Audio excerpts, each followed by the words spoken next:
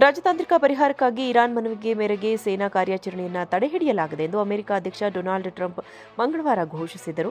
ಅಧ್ಯಕ್ಷ Donald Trump ಮಂಗಳವಾರ ಇದರ ಬೆನ್ನಲ್ಲೇ ಜೋರ್ಡಾನ್ನಲ್ಲಿರುವ ಅಮೆರಿಕದ ಸೇನಾ ನೆಲೆಗಳ ಮೇಲೆ ಇರಾನ್ ಹಲವು ಖಂಡಾಂತರ ಕ್ಷಿಪಣಿಗಳನ್ನು ಉಡಾಯಿಸಿದೆ ಎಂದು ವರದಿಯಾಗಿದೆ.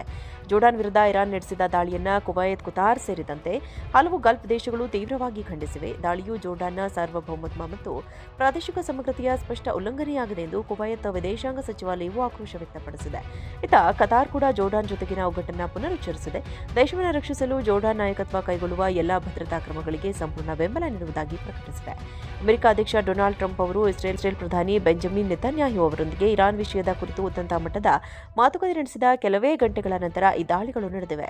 ಪಶ್ಚಿಮ ಏಷ್ಯಾದಲ್ಲಿರುವ ಅಮೆರಿಕದ ಸೇನಾ ನೆಲೆಗಳನ್ನು ಗುರಿಯಾಗಿಸಿ ಇರಾನ್ ಹಲವು ಖಂಡಾಂತರ ಕ್ಷಿಪಣಿಗಳನ್ನು ಉಡಾಯಿಸಿದೆ ಎಂದು ಅಮೆರಿಕ ಸೇನೆಯ ಸೆಂಟ್ರಲ್ ಕಮಾಂಡ್ ತಿಳಿಸಿದೆ.